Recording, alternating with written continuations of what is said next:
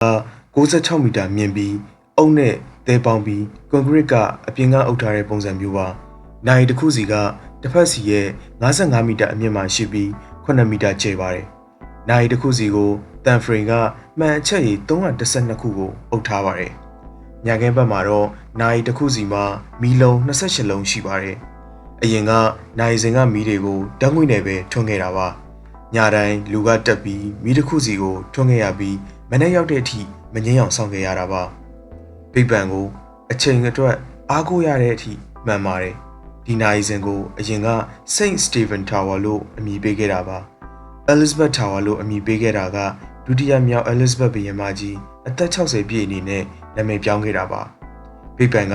လန်ဒန်ရဲ့နာမည်ကြီးခရီးသွားဆွဲဆောင်တဲ့နေရာပဲမဲ့လွတ်တော်အမတ်ဒါမှမဟုတ်အနားမှာနေတဲ့သူတွေပဲအထဲဝင်လို့ရတာပါ။ဒါပေမဲ့ဘိတ်ပန်ကိုကြည့်ဖို့နှစ်စဉ်ခရီးသွားပေါင်း350ကျော်လာရောက်လို့ရှိပါတယ်။